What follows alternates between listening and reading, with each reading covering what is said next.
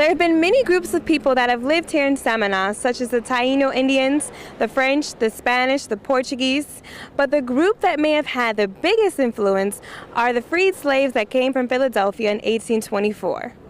I am Martha Wilmore Johnson. I am descendant of the Afro-Americans that came down to this island in 1824. They all left from Philadelphia, and they came because they were invited to this island.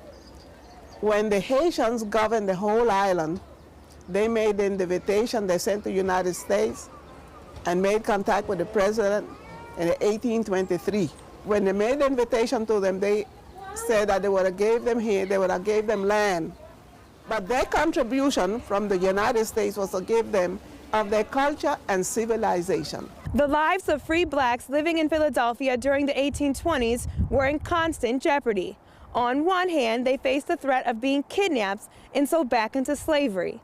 On the other, the American Colonization Society was organizing to send all the freed slaves back to Africa.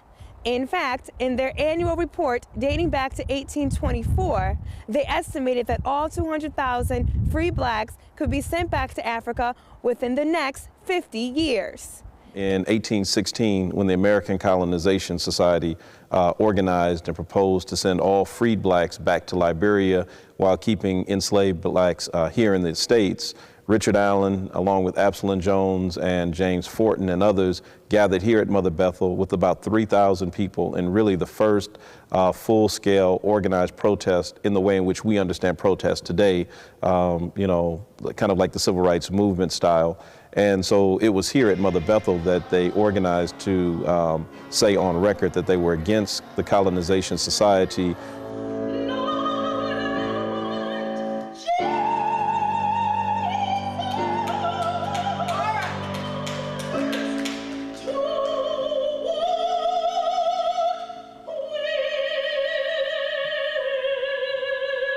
As a free black person in America, up until the end of the Civil War, you know, your position was always precarious. And so it just didn't matter. I mean, so you could be an established person in the community like Richard Allen. I mean, Richard Allen was the most well-known black person of his era. I mean, he was like Martin Luther King of his time, Frederick Douglass of his time, Barack Obama of our time. And so if a person like Richard Allen could almost be taken away and, you know, taken back into slavery, that literally said to, you know, everyday black people that you're really never safe, and that there's nowhere that you can really go, that, you know, that you really are certain that your rights will be protected. These were posted in the African neighborhoods. So it warned people that there were hunters who were coming to try to take you back to slavery.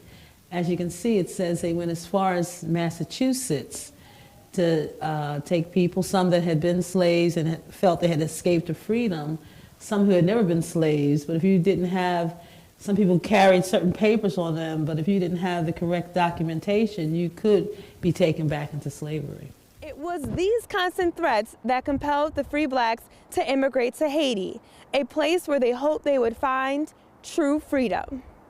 They had a series of meetings with some of the emissaries from Haiti who came on Boyer's behalf to talk about the opportunities that were there. One of the main concerns for Richard Allen, obviously, was that there would be religious freedom and religious liberty, so that they would not get there and then find that the effort to, you know, expand the AME church would be hindered.